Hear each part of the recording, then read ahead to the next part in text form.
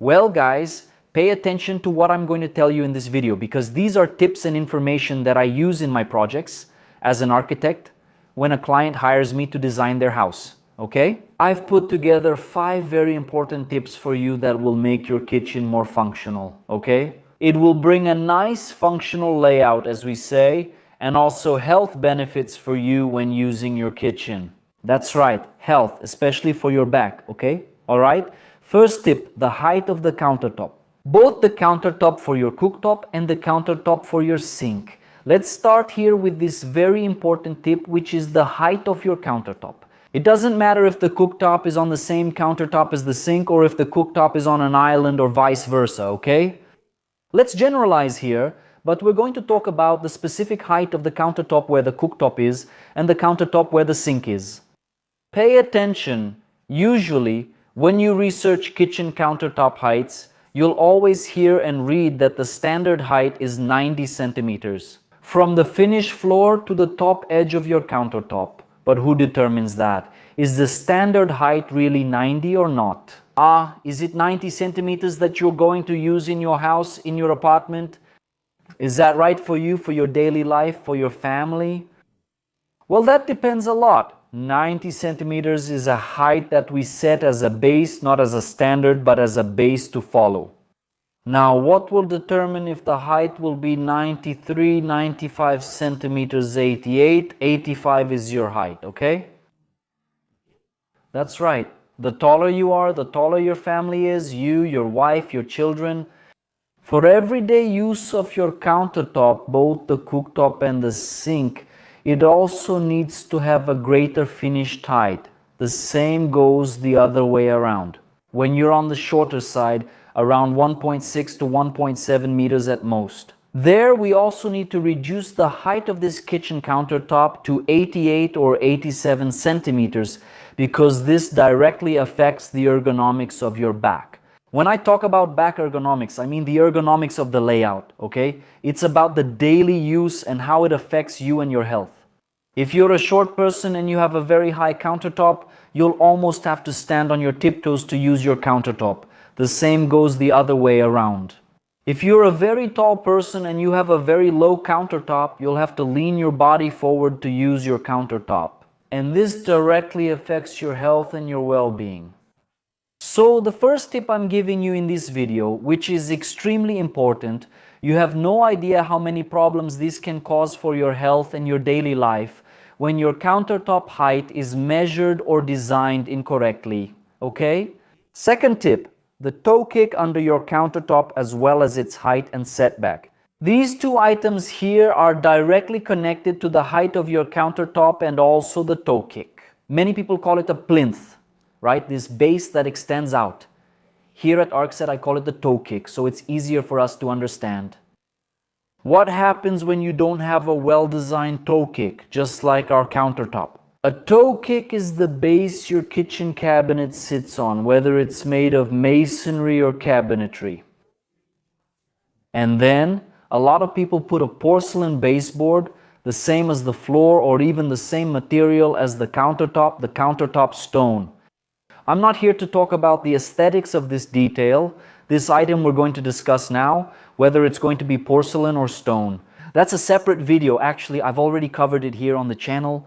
But what I want you to understand is, this toe kick needs to have a height from the finished floor up to the point where your cabinet will start.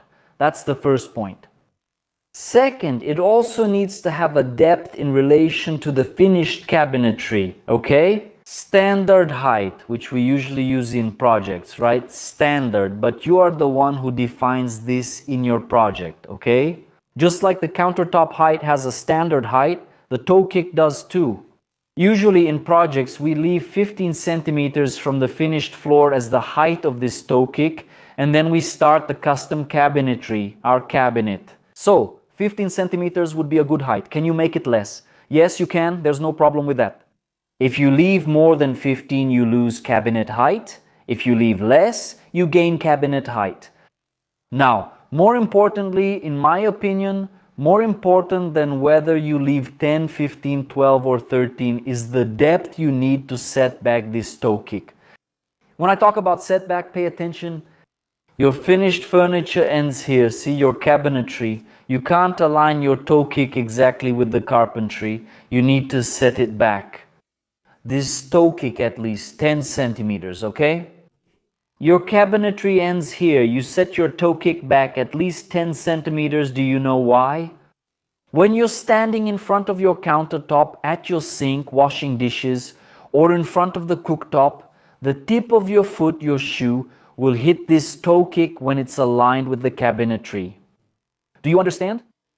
Just look, if you stand there and look down, you'll see that the tip of your foot, your shoe, goes past our body's vertical line.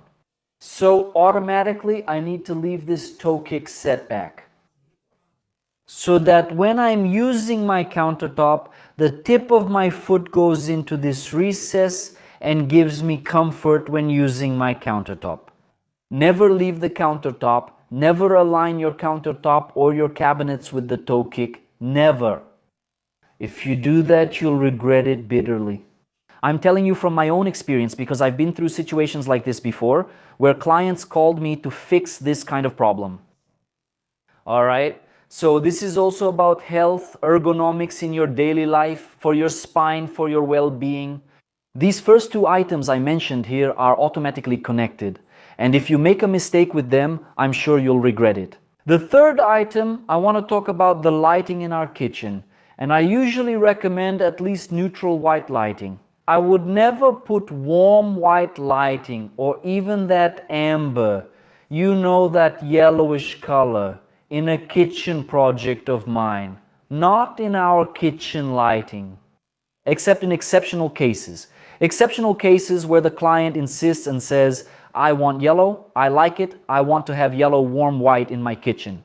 Okay, no problem. He will decide, but I will advise that at the very least it should be a neutral white, which is a middle ground between cool white and warm white. Neutral white is right there in the middle of the chart, which we usually set at 4000 kelvins.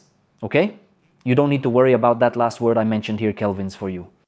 What you need to be concerned about is understanding that the lighting in your kitchen needs to be bright. It needs to be lighting that will bring brightness to your daily life. It's not that warm white doesn't bring brightness, but compared to a social or intimate space, a service area like a kitchen, I will always recommend that you use neutral white or, in the last case, cool white. Neutral white is basically a lighting tone that I always like to use in bathrooms, kitchens, service areas, and even offices, okay? But always give priority to using neutral white instead of warm white lighting in your kitchen, okay? Keep the refrigerator away from the stove. This is also a really good tip, which I want to talk to you about right now. There are layouts, for lack of a better word, that people like to talk about and symbolize using images, saying your kitchen layout has to be set up as a triangle. Look, the sink goes here, the stove here, the fridge here, and so on. Is this mandatory? Is this a rule? No. The only thing you need to understand is that your fridge, automatically it needs to be away from, you can't have your fridge here and your stove right next to it. We know that the fridge gives off heat from the back, right? That steam there, that temperature, and also the stove is a hot area. But think about it for a second. Why would I have the stove next to my fridge without any protection? Here it is, man, fridge, stove, cooktop, for example. It doesn't make sense and it's not logical. Having these two appliances side by side doesn't make sense because one, in a way, will end up affecting the other. Either the refrigerator will affect the stove, or more precisely, the stove will affect the refrigerator. And lastly, your kitchen floor. I will always recommend satin finish flooring in your kitchen. Let's go. I saved this last item to talk to you about.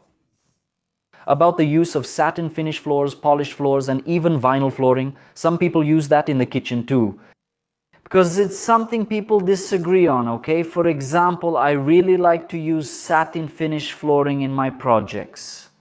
Some people like polished flooring, right? That type of flooring that's shinier.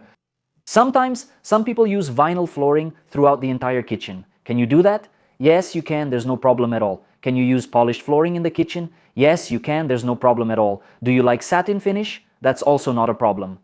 It's a matter of taste.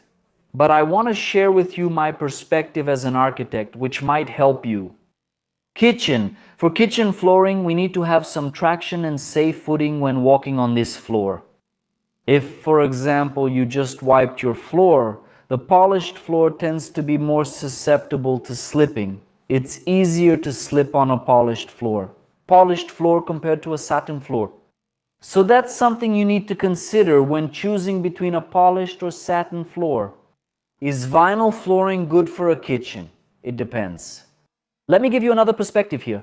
Do you usually wash your kitchen floor, actually throwing water on it? In that case, I wouldn't recommend vinyl flooring for you.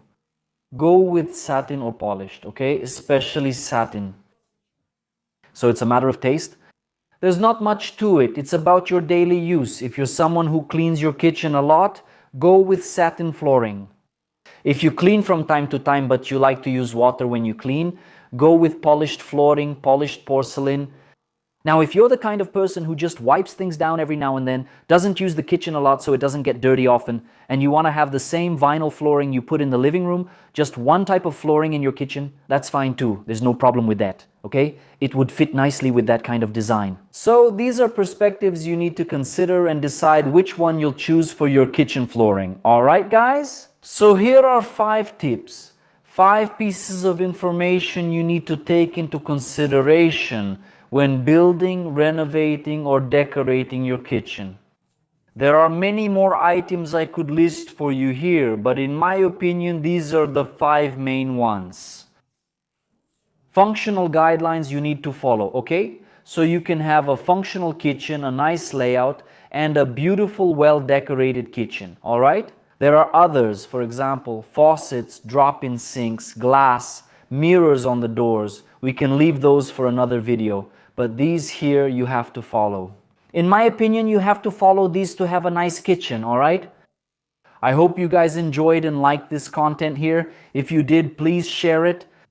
Share it with your friends, with everyone you know, so we can get this information I just told you in this video to a lot of people, all right? Leave your like and I'll see you in our next video. Take care.